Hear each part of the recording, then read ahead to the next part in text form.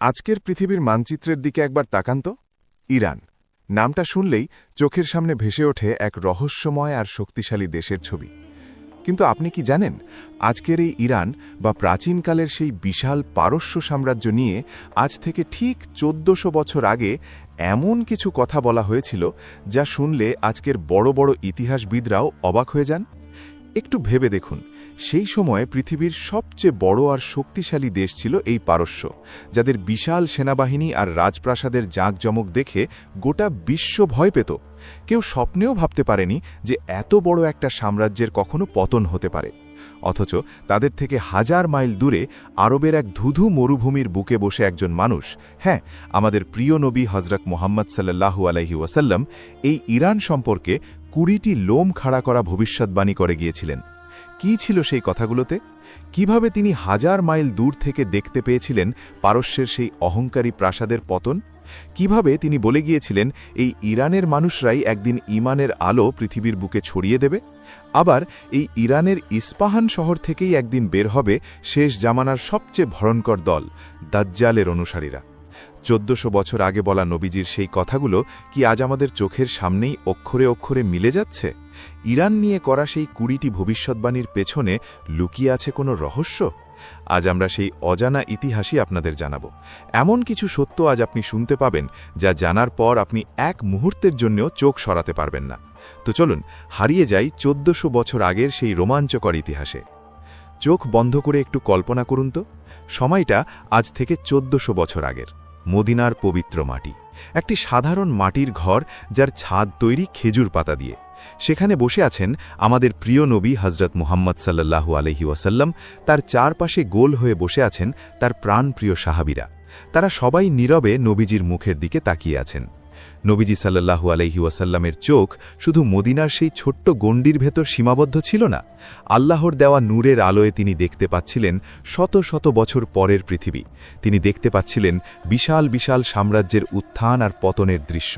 আর সেই ভবিষ্যদ্বাণীগুলোর মধ্যে অন্যতম বিস্ময়কর ছিল পারস্য, অর্থাৎ আজকের ইরানকে নিয়ে করা কথাগুলো। আসুন সেই শিহরণ জাগানো ভবিষ্যদ্বাণীগুলোর প্রথম ৫টি আজ আমরা গভীরভাবে অনুভব করি। পারস্য বা আজকের ইরানের মানুষদের মেধা আর জ্ঞানের প্রতি আল্লাহর রসুল সাল্লাল্লাহু আলাইহি ওয়াসাল্লাম কতটা উচ্চ ধারণা রাখতেন তা জানলে আপনি অবাক হয়ে যাবেন। একদিন নবীজির ওপর পবিত্র কোরআনের সূরা জুমুয়া নাজিল হল।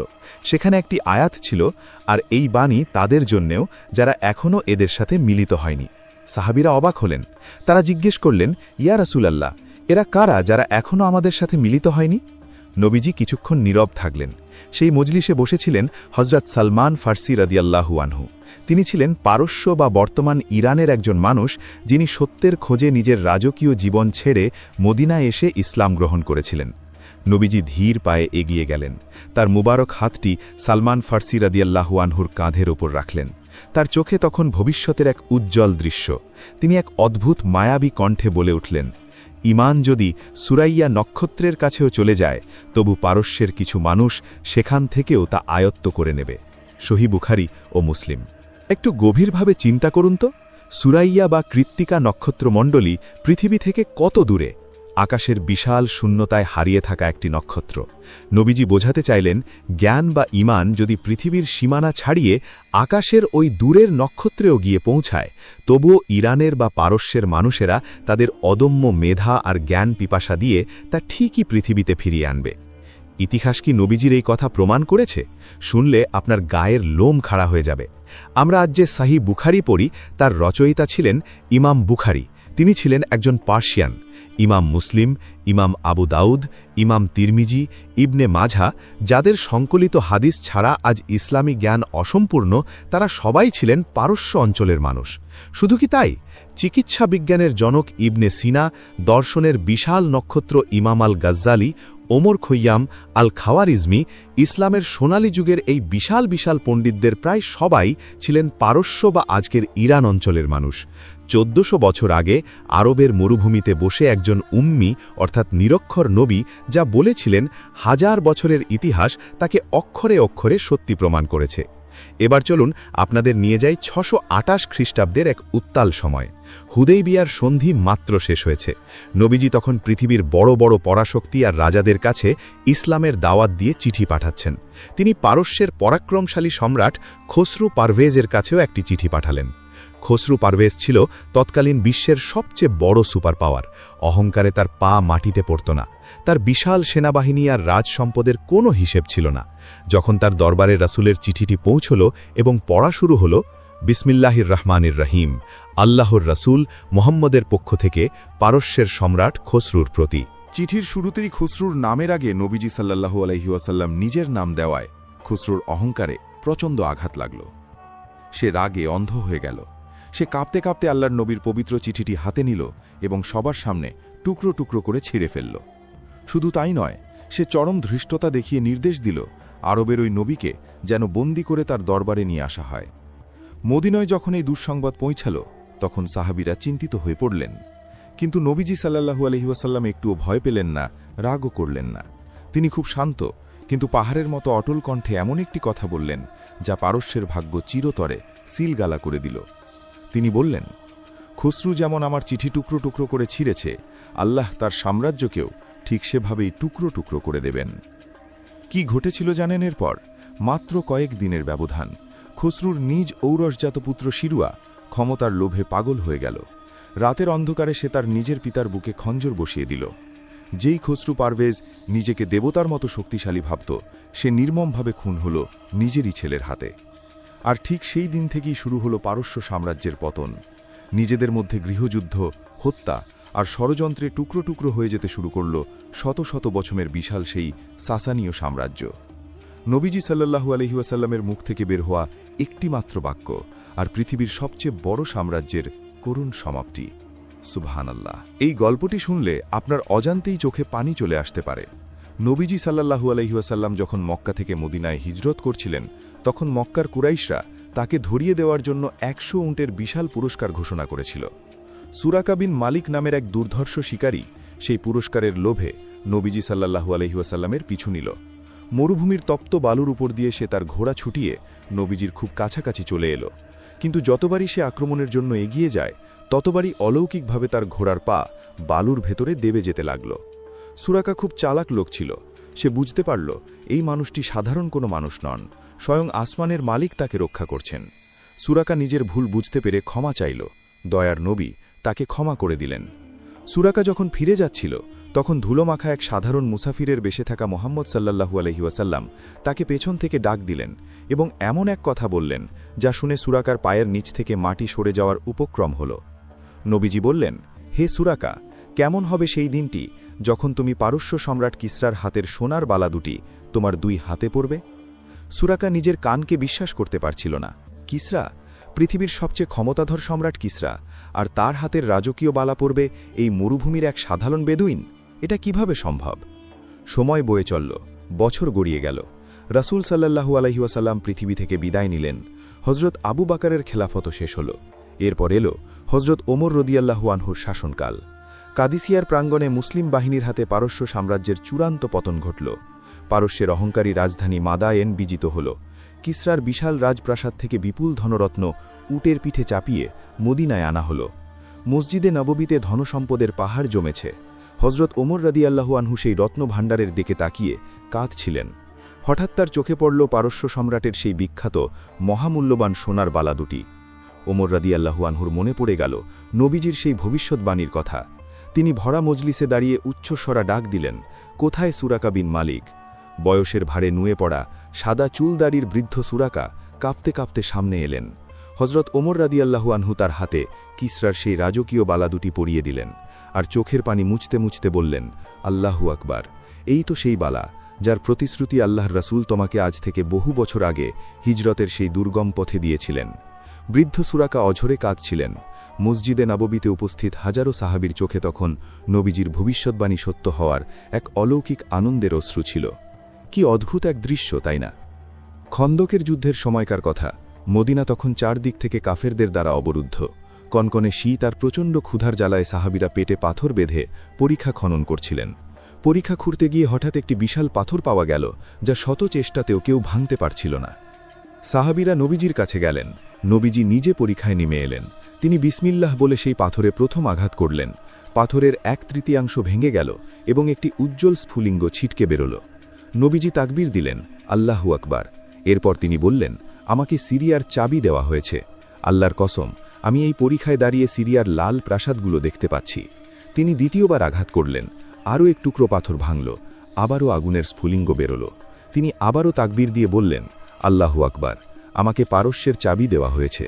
আল্লাহর কসম, আমি এখান থেকে মাদায়েনের সাদা প্রাসাদগুলো দেখতে পাচ্ছি। সেই দিনগুলোতে আরবের মুনাফিকরা এই কথা শুনে আড়ালে হাসাহাসি করেছিল।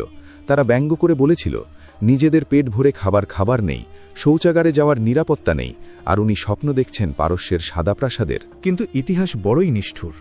আল্লাহ তার নবীর কথা মিথ্যা হতে দেননি। মাত্র কয়েক বছরের ব্যবধানে হজরত সাদ ইবনে আবি ওয়াক্কাস রাদিয়াল্লাহু আনহুয়ের নেতৃত্বে মুসলিম বাহিনী যখন পারস্যের রাজধানী মাদায়েনে প্রবেশ করল, তখন তাদের চোখের সামনে মাথা উঁচু করে দাঁড়িয়েছিল কিসরার সেই অহংকারের প্রতীক মাদায়েনের বিশাল শ্বেত প্রাসাদ বা হোয়াইট প্যালেস। সাহাবীরা অবাক বিস্ময়ে তাকিয়ে দেখলেন, সুবহান আল্লাহ, এই তো সেই প্রাসাদ যার কথা নবীজি খন্দকের পরীক্ষায় বসে চরম ক্ষুধার্ত অবস্থায় বলেছিলেন। সেদিন তারা ওই প্রাসাদের ভেতরে দাঁড়িয়ে কুরআনের আয়াত তেলাওয়াত করেছিলেন। আর এভাবেই সত্য হয়েছিল আরও একটি নিখুঁত ভবিষ্যৎবাণী। নবীজি তার সাহাবীদের প্রায়ই বলতেন, পারস্য এবং রোমের বিশাল ধনভাণ্ডার একদিন মুসলমানদের হাতে আসবে, এবং তা মানুষের ভোগবিলাসে নয়, বরং আল্লাহর পথে ব্যয় হবে। জাবের ইবনে সামুরা রাদিয়াল্লাহু আনহু থেকে বর্ণিত একটি হাদিসে রাসূল সাল্লাল্লাহু আলাইহি ওয়াসাল্লাম স্পষ্টভাবে বলেছেন, তোমাদের একদল মুসলিম অবশ্যই কিসরা বা পারস্য সম্রাটের শ্বেত গৃহ এবং তার ধনভাণ্ডার জয় করবে। হজরত ওমর রাদিয়াল্লাহু আনহুয়ের যুগে যখন কাদিসিয়ার মহাযুদ্ধ জয় হল, তখন পারস্যের রাজকোষ থেকে কোটি কোটি দিরহাম, মনেকে মন সোনা, রত্নখচিত তলোয়ার, কিসরার মুকুট এবং মহামূল্যবান গালিচা বা বাহারি কিসরা মদিনায় নিয়ে আসা হয়েছিল। এই বিপুল ধনসম্পদ দেখে তখনকার দিনের যে কোনো জাতির রাজা বাদশাহারা হয়তো আনন্দে পাগল হয়ে যেত, কিন্তু মুসলিমরা তা করেনি। এই সম্পদ কারো ব্যক্তিগত ব্যাংক ব্যালেন্সে জমা হয়নি, কারো ভোগবিলাসে ব্যয় হয়নি, বরং নবীজির কথা অনুযায়ী এই অঢেল সম্পদ ইসলামের প্রচার, প্রসার, রাস্তাঘাট নির্মাণ এবং গরিব দুঃখীদের কল্যাণে সমানভাবে বণ্টন করে দেওয়া হয়েছিল। পারস্যের সেই অহংকারের ধনভাণ্ডার অবশেষে পর্যবসিত হয়েছিল ইসলামের শক্তির অন্যতম উৎসে, যা পুরো বিশ্বে সাম্য ও শান্তির বাণী ছড়িয়ে দিতে সাহায্য করেছিল। কি আছে সেই ভবিষ্যৎবাণীগুলোতে? কেন ইস্পাহানের কথা বিশেষভাবে উল্লেখ করা হয়েছিল? আর খোরাসান থেকে আসা সেই বাহিনী আসলে কারা? চলুন 1400 বছর আগের সেই পাতাগুলো উল্টে দেখি। শেষ জামানা বা কেয়ামতের আগের সবচেয়ে ভয়ঙ্কর ফিতনার নাম হল দাজ্জাল। এই দাজ্জালের কথা শুনলে সাহাবীরা পর্যন্ত ভয়ে কেঁদে ফেলতেন। কিন্তু আপনি কি জানেন দাজ্জালের সবচেয়ে বড় এবং বিশ্বস্ত অনুসারীদের দল কোথা থেকে বের হবে? নবীজি আজ থেকে 1400 বছর আগে মদিনায় বসে নিখুঁতভাবে একটি শহরের নাম বলে গিয়েছিলেন। সেই শহরটি আরবে নয়, ইউরোপেও নয়, আমেরিকাতেও নয়। সেই শহরটি হল পারস্য বা আজকের ইরানের ইস্পাহান। সহি মুসলিমের একটি হাদিসে হজরত আনাস ইবনে মালিক রাদিয়াল্লাহু আনহু থেকে বর্ণিত, রাসূল সাল্লাল্লাহু আলাইহি ওয়াসাল্লাম বলেছেন, ইস্পাহানের 70,000 ইহুদি দাজ্জালের অনুসরণ করবে, আর তাদের গায়ে থাকবে তায়ালিসা, এক বিশেষ ধরনের সবুজ বা গাঢ় রঙের পার্সিয়ান শাল বা চাদর। একটু গভীরভাবে চিন্তা করে দেখুন তো, 1400 বছর আগে যখন এই হাদিসটি বলা হয়েছিল, তখন আরবের মানুষেরা ইস্পাহান শহরের নাম খুব একটা জানতই না। অথচ নবীজি শুধু শহরের নামই বলেননি, তিনি সেখানে কারা থাকবে এবং তাদের পরনের পোশাক কেমন হবে সেটাও বলে দিয়েছেন। আজকের আধুনিক যুগের দিকে তাকান, আপনি জানলে অবাক হবেন, বর্তমান মধ্যপ্রাচ্যে ইসরায়েলের পর সবচেয়ে বেশি ইহুদি বসবাস করে এই ইরানেই। আর ইরানের মধ্যে ইস্পাহান হল সেই জায়গা যাকে ইহুদিরা তাদের অন্যতম পবিত্র স্থান মনে করে। হাজার হাজার বছর ধরে সেখানে তাদের বিশাল বসতি রয়েছে। আজও যদি আপনি ইস্পাহানে যান, দেখবেন সেখানকার ঐতিহ্যবাহী পোশাকে সেই তায়ালিসা বা চাদরের প্রচলন রয়ে গেছে। কিভাবে সম্ভব? হাজার মাইল দূরের এক নিরক্ষর নবী কিভাবে জানলেন যে 1400 বছর পর ইরানের ওই নির্দিষ্ট শহরটিতেই এমন একটি জনগোষ্ঠী থাকবে যারা দাজ্জালের অপেক্ষায় বসে থাকবে? ইতিহাস আর ভূগোলের এই নিখুঁত মিল দেখে আজকের আধুনিক গবেষকদেরও আক্ষরিক অর্থেই ঘাম ছুটে যায়। ইরান নিয়ে কথা হবে আর খোরাসানের কথা আসবে না, তা কি হয়? প্রাচীন যুগে খোরাসান বলতে একটি বিশাল অঞ্চলকে বোঝানো হতো, যার বড় একটি অংশ জুড়ে রয়েছে আজকের ইরান, এবং এর সাথে রয়েছে আফগানিস্তান এবং মধ্য এশিয়ার কিছু অংশ। নবীজির অনেকগুলো ভবিষ্যৎবাণীতে এই খোরাসান অঞ্চলের কথা অত্যন্ত গুরুত্বের সাথে উঠে এসেছে। তিনি বলে গেছেন, শেষ জামানায় যখন পৃথিবী অন্যায় আর অত্যাচারে ভরে যাবে, তখন এই খোরাসানের দিক থেকে একদল সত্যপন্থী মানুষের উত্থান ঘটবে। তাদের হাতে থাকবে কালো পতাকা। হাদিসের গ্রন্থগুলোতে উল্লেখ আছে, নবীজি সাল্লাল্লাহু আলাইহি ওয়াসাল্লাম বলেছেন, যখন তোমরা দেখবে খোরাসানের দিক থেকে কালো পতাকাবাহী একটি দল এগিয়ে আসছে, তখন তোমরা তাদের সাথে যোগ দিও, কারণ তাদের মধ্যেই থাকবেন আল্লাহ খলিফা মাহদী। যদিও ইতিহাস জুড়ে এই কালো পতাকার নাম করে অনেক ভণ্ড বা মিথ্যাবাদী নিজেদের ফায়দা লোটার চেষ্টা করেছে, যেমন আব্বাসীয়রা একসময় কালো পতাকা ব্যবহার করেছিল, কিন্তু সত্যিকারের সেই কালো পতাকাবাহী দলটির আগমন এখনও বাকি।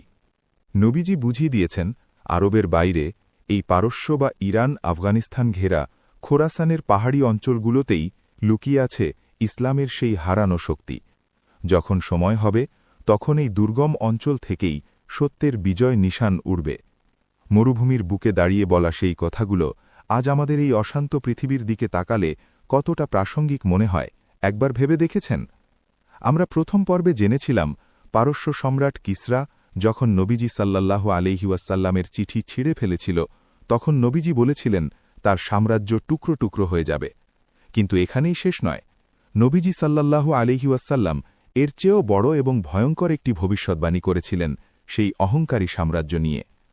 হজরত আবু হুরাইরা রাদিয়াল্লাহু তাআলা আনহু থেকে বর্ণিত, আল্লাহর রসূল অত্যন্ত দৃঢ়তার সাথে ঘোষণা করেছিলেন, যখন কিসরা বা পারস্য সম্রাট ধ্বংস হবে, এরপর আর কোনো কিসরা আসবে না, এবং যখন কায়সার বা রোম সম্রাট ধ্বংস হবে, এরপর আর কোনো কায়সার আসবে না। সহিহ বুখারী ও মুসলিম। কথাটা একটু ভালোভাবে খেয়াল করুন, এরপর আর কোনো কিসরা আসবে না। ইতিহাসের পাতা ঘাঁটলে আপনি অবাক হয়ে যাবেন, রোমান সাম্রাজ্য বা বাইজেন্টাইন সাম্রাজ্য কিন্তু মুসলমানদের হাতে পরাজয়ের পরও কয়েকশো বছর ধরে পৃথিবীর অন্য প্রান্তে টিকেছিল। কাইসার বা সিজার উপাধি নিয়ে অনেকেই রাজত্ব করেছিল। কিন্তু পারস্য বা ইরানের ক্ষেত্রে কি ঘটেছিল জানেন?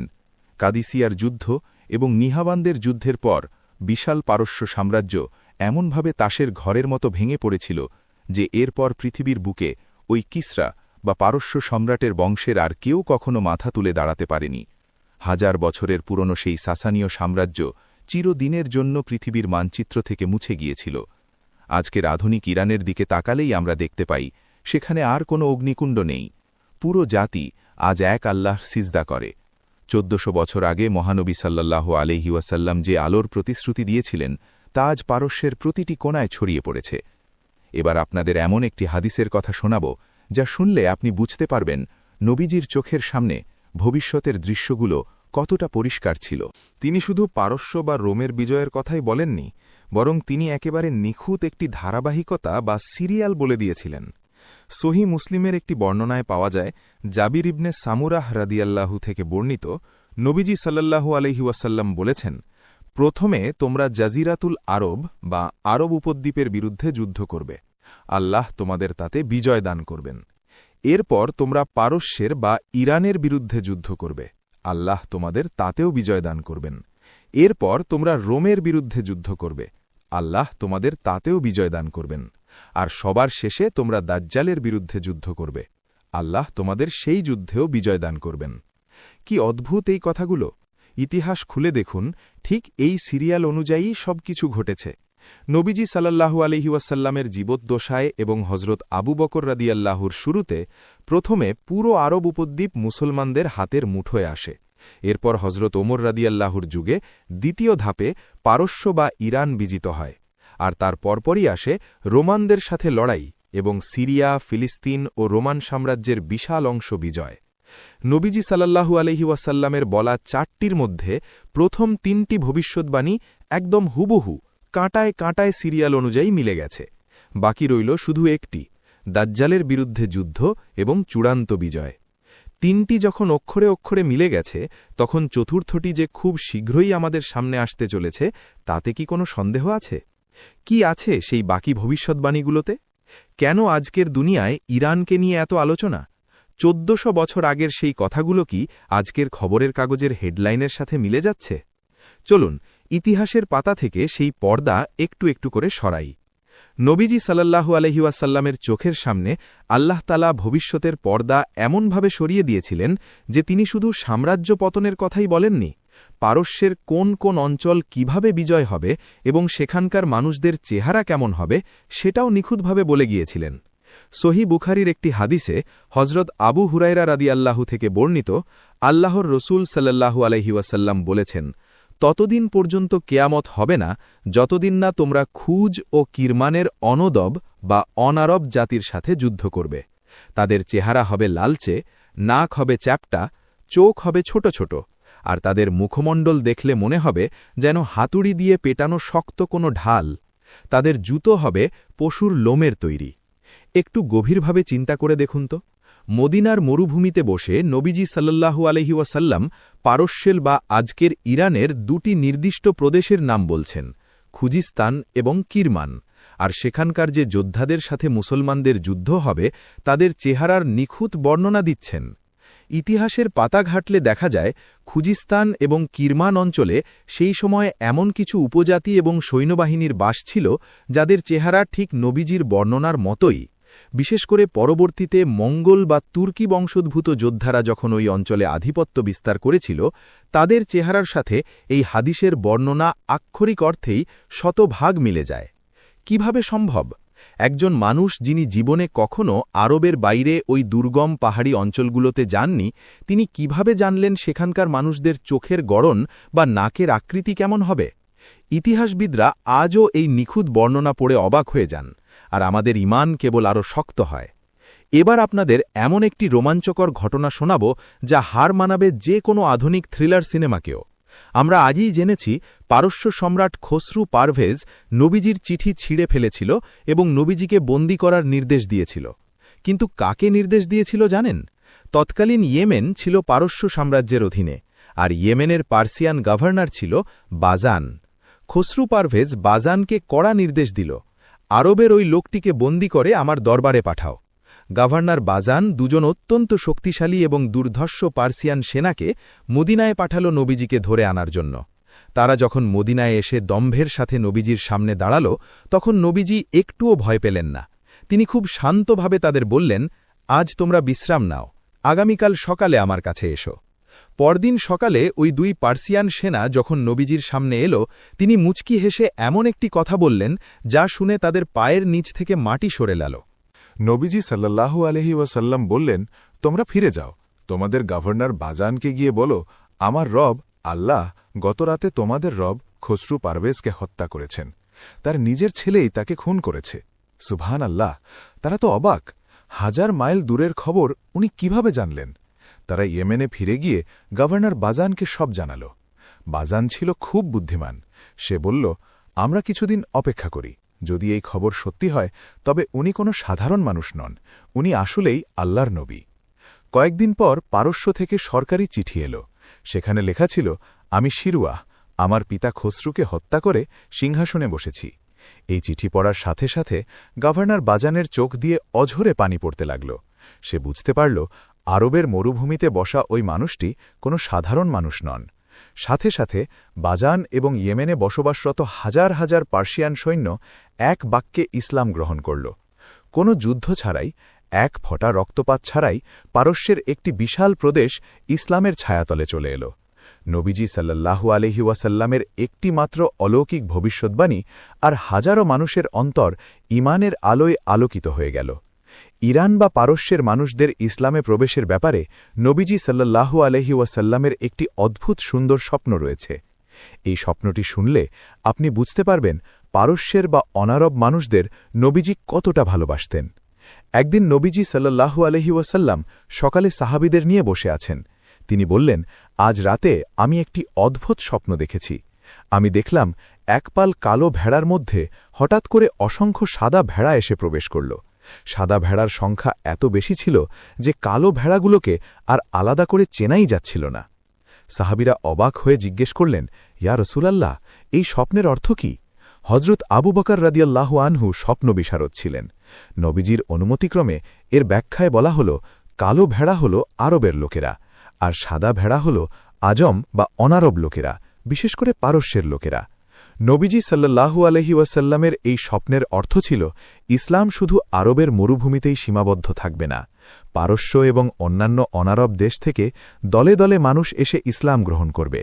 তারা ইসলামের সম্পদে, জ্ঞানে এবং ইবাদতে আরবদের সাথে এমনভাবে মিশে যাবে যে কে আরব আর কে অনারব তার আলাদা করা যাবে না। আজকের আধুনিক পৃথিবীর দিকে তাকান, কোটি কোটি মুসলিমের মধ্যে আরবের সংখ্যা মাত্র ২০%-এরও কম। বাকি ৮০% বেশি মুসলিমই হল অনারব। আর পারস্য বা ইরান থেকে যে কত শত ইসলামী পণ্ডিত, ইমাম এবং বিজ্ঞানীর জন্ম হয়েছে তা তো আমরা প্রথম পর্বেই জেনেছি। নবীজি সাল্লাল্লাহু আলাইহি ওয়াসাল্লামের দেখা ওই সাদা ভেড়ার স্বপ্নের নিখুঁত বাস্তবতা হল আজকের এই বিশাল মুসলিম উম্মাহ। আমরা জানি যে পারস্য সম্রাট কিসরার বিশাল ধনভাণ্ডার মুসলমানদের হাতে আসবে বলে নবীজি ভবিষ্যৎবাণী করেছিলেন, কিন্তু এর সাথে তিনি অত্যন্ত ভয়ঙ্কর একটি সতর্কবার্তাও দিয়ে গিয়েছিলেন। নবীজি জানতেন যে যখন পারস্য আর রোমের বিশাল ধনসম্পদ মদিনায় আসবে তখন মানুষের জীবনে কি পরিবর্তন আসতে পারে। তিনি সাহাবীদের উদ্দেশ্য করে অত্যন্ত আবেগপূর্ণ কণ্ঠে বলেছিলেন, আল্লাহর কসম, আমি তোমাদের জন্য দারিদ্র্যের ভয় করি না, বরং আমি ভয় করি যে তোমাদের সামনে দুনিয়াকে, মানে দুনিয়ার ধনসম্পদকে ঠিক সেভাবেই প্রসারিত করে দেওয়া হবে যেভাবে তোমাদের পূর্ববর্তীদের, মানে পারস্য আর রোমের সাম্রাজ্যের জন্য প্রসারিত করা হয়েছিল। এরপর তোমরাও সেই সম্পদের প্রতিযোগিতায় লিপ্ত হবে যেমনটা তারা হয়েছিল, আর এই সম্পদ তোমাদের ধ্বংস করে দেবে ঠিক যেভাবে তাদের ধ্বংস করেছিল। সহিহ বুখারী ও মুসলিম। একটু খেয়াল করুন, পারস্য বিজয়ের পর সত্যিই যখন মদিনায় সম্পদের পাহাড় জমেছিল তখন মুসলমানদের জীবনযাত্রায় বিশাল পরিবর্তন আসতে শুরু করে। নবীজি ঠিক এই দিনটির কথাই ভয় পেয়েছিলেন। পারস্যের সেই অহংকারী রাজাদের পতনের মূল কারণই ছিল তাদের অতিরিক্ত ধনসম্পদ আর বিলাসিতা। নবীজি তার উম্মতকে সতর্ক করেছিলেন, এই পারস্যের সম্পদ তোমাদের হাতে আসবে ঠিকই, কিন্তু তা যেন তোমাদের অন্তরকে পারস্যের রাজাদের মতো অহংকারী না করে দেয়। আজকের আধুনিক যুগের মুসলিম বিশ্বের দিকে তাকালে নবীজির এই ভবিষ্যৎবাণীর বাস্তবতা কতটা নিখুঁত তাকে আর আলাদা করে বুঝিয়ে বলার প্রয়োজন আছে। আমরা আজ ধন সম্পদের প্রতিযোগিতায় ঠিকই মেতে উঠেছি, আর আমাদের ভেতরের ঈমানের জোর ধীরে ধীরে দুর্বল হয়ে পড়ছে। এবার আমরা যে ভবিষ্যৎবাণীটির কথা জানব তা ইসলামের ইতিহাসের অন্যতম গুরুত্বপূর্ণ এবং ভয়ঙ্কর একটি দিক নির্দেশ করে। নবীজি মদিনায় বসে বেশ কয়েকবার পূর্ব দিকের বা মাশরিক দিকে ইশারা করে সাহাবীদের সতর্ক করেছিলেন। মদিনা থেকে পূর্ব দিক বলতে সেই সময়ে ইরাক এবং পারস্য বা ইরান অঞ্চলকেই বোঝানো হতো। হজরত ইবনে উমর রাদিয়াল্লাহু থেকে বর্ণিত, নবীজি পূর্ব দিকে ইশারা করে ৩ বার বলেছিলেন, জেনে রেখো ফিতনা ওই দিক থেকে আসবে, জেনে রেখো ফিতনা ওই দিক থেকে আসবে যেখান থেকে শয়তানের শিং উদিত হয়। সহিহ বুখারী। ইসলামের ইতিহাস খুললে আপনি দেখতে পাবেন নবীজির ইন্তেকালের পর ইসলামের ভেতরে যত বড় বড় রাজনৈতিক ফিতনা, বিভ্রান্তিকর দলের উত্থান এবং রক্তপাত হয়েছে তার বেশিরভাগেরই কেন্দ্রবিন্দু ছিল এই পূর্ব দিক, অর্থাৎ ইরাক এবং পারস্য অঞ্চল। খারেজিদের মতো চরমপন্থী দলের উত্থান, মুসলিমদের নিজেদের মধ্যে বড় বড় যুদ্ধ, এমনকি আমাদের কলিজার টুকরো